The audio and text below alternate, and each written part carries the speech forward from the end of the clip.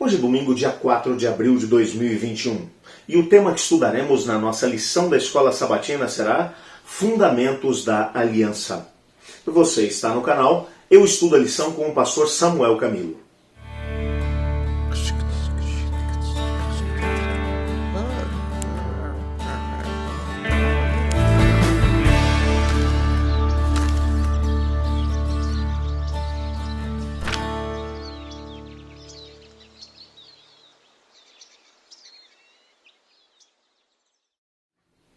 O termo aliança, que é o termo utilizado no Antigo Testamento para estabelecer o acordo entre Deus e a humanidade, é o termo berit.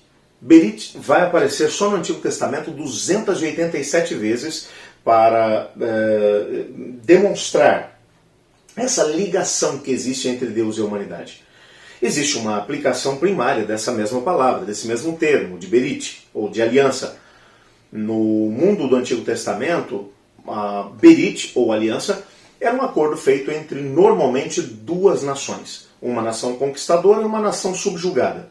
Essa nação conquistadora, ela vinha até a nação conquistada e se predispunha a proteger essa mesma nação de uma invasão estrangeira, de promover algum tipo de melhorias para aquele mesmo país e trazer do seu país algum tipo de benefício para esse mesmo país aqui. Haviam algumas regras ou algumas coisas que essa nação tinha que se comprometer a fazer para que a nação conquistada pudesse se submeter a ela.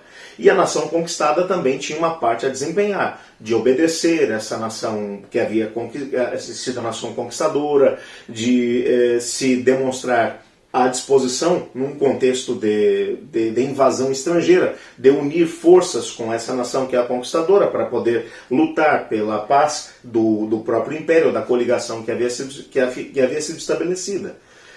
Deus vai agora pegar essa mesma ideia, que era uma ideia muito comum no contexto do Antigo Testamento, no mundo do Antigo Testamento, entre as nações conquistadoras e conquistadas, e vai trazer essa mesma ideia, esse mesmo conceito para a aliança estabelecida entre Deus e o ser humano, com uma diferença, é claro, muito grande. É claro que você tem aqui também duas partes. Você tem uma parte que é a parte mais poderosa, que obviamente é Deus, aqui que se coloca à disposição do ser humano.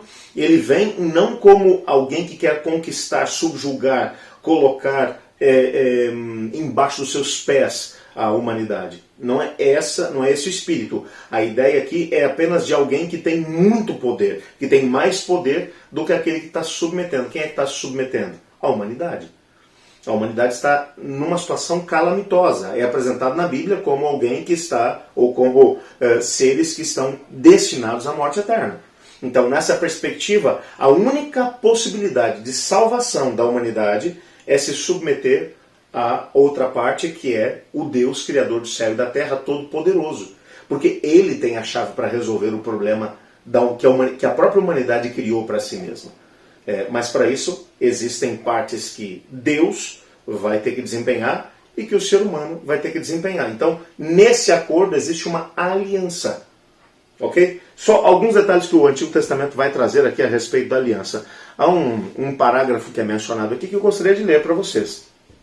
A exemplo do casamento, a aliança bíblica define um relacionamento e um acordo. Olha, isso aqui é muito importante. Assim como no casamento você tem um acordo entre duas partes. Um homem e uma mulher vão diante do juiz, diante do líder religioso e prometem que serão fiéis um ao outro, que permanecerão um vivendo para o outro, protegendo, amando, respeitando, até que a morte os separe. Dessa maneira, isso é um acordo que é feito. Não é um acordo simplesmente comercial, mas é um acordo baseado no amor e na intenção de que um viva para o outro. Na perspectiva dessa relação de aliança de Deus com o ser humano, é a mesma coisa. É uma aliança baseada em amor. Tem que ser uma aliança baseada em amor. Tanto da parte de Deus para com o ser humano, como do ser humano em relação a Deus. E o texto continua.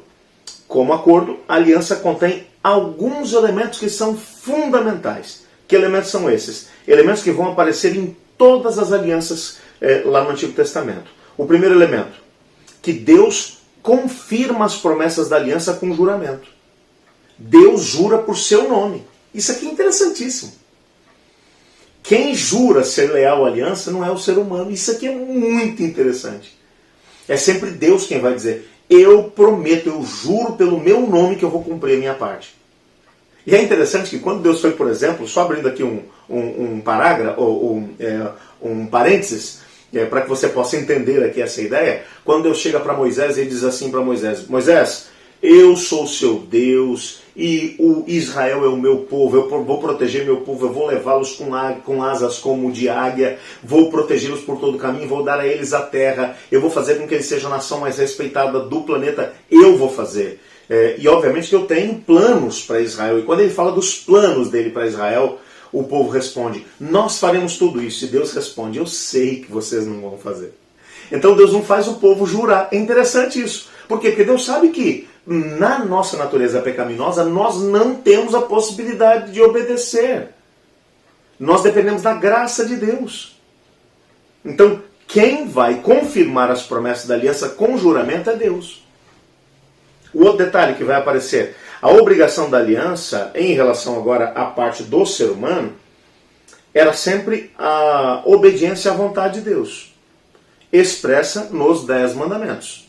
E essas promessas, ou essa vontade de Deus expressa nos 10 mandamentos, em alguns momentos ela se manifestou de forma diferente, dependendo das pessoas que receberam essa mesma aliança, ou do acordo que estava sendo feito.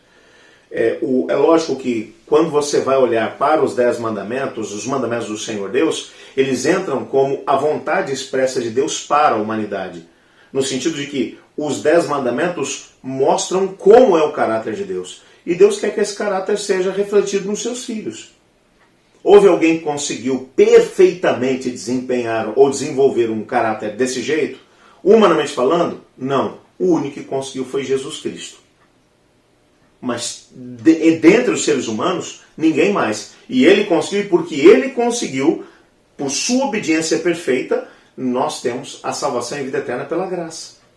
Mas nenhum outro ser humano conseguiu de forma perfeita obedecer a todos os mandamentos de Deus. Mas Deus vai mostrar que através da graça, enquanto a relação de aliança vai sendo estabelecida, enquanto Deus vai cumprindo suas promessas e o ser humano vai se submetendo à sua vontade, através do seu poder, da sua força, o ser humano vai aos poucos sendo transformado em imagem de Cristo Jesus. E então os mandamentos de Deus começam a ser escritos nas tábuas do seu coração.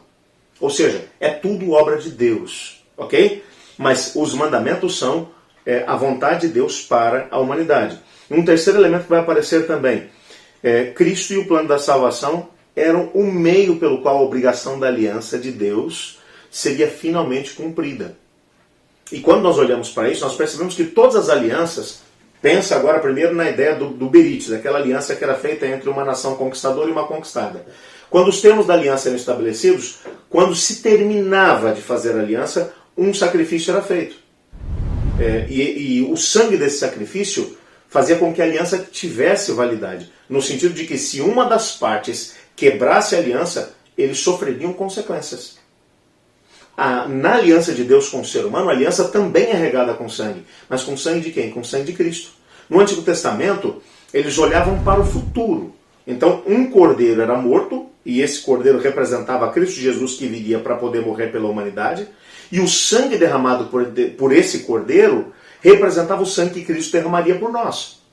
Então, a aliança que Deus fez no Antigo Testamento com todos os seres humanos era uma aliança que apontava para a cruz. A cruz ainda não tinha acontecido. Por isso o sacrifício dos cordeiros acontecia, para validar a aliança que Deus tinha com o ser humano. Depois da morte de Cristo Jesus, agora nós que já estamos depois da cruz, nós olhamos para trás. E ao olharmos para trás, temos a possibilidade de entender que o sangue de Cristo derramado na cruz do Calvário é a garantia de que a nossa aliança com Deus vai ser válida. E de que nós receberemos a vida eterna, que receberemos o perdão pelos nossos pecados, que seremos resgatados por Cristo Jesus quando Ele retornar em poder e glória. Nós já não temos que olhar para frente. Por isso não matamos mais cordeirinhos. Por quê? Porque o Cordeiro de Deus tira o pecado do mundo, já morreu lá atrás, há 2000 anos. Mas a aliança é sempre embasada no sangue. No Antigo Testamento, só repetindo a ideia, o conceito, eles olhavam para o futuro. E por isso o sacrifício do Cordeiro era feito. No Novo Testamento, agora nós olhamos para trás e dizemos, nenhum cordeiro precisa mais morrer, porque o Cordeiro de Deus tira o pecado do mundo, já morreu e o seu sangue já foi derramado. E é suficiente para poder lavar todos os pecados de todas as pessoas que confiarem nele.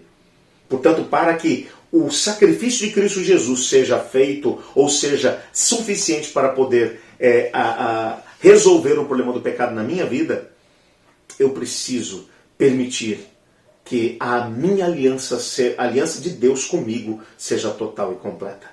Eu quero orar nesse momento pedindo a Deus para que Ele nos ajude a vivermos esses princípios da aliança. Ore comigo. Obrigado, Senhor, por Tua palavra e obrigado porque nela descobrimos que o Senhor Deus tem uma aliança com o ser humano. Ajuda-nos a vivermos os princípios dessa aliança. Pois em nome de Jesus que oramos. Amém. Eu estudo a lição. E você?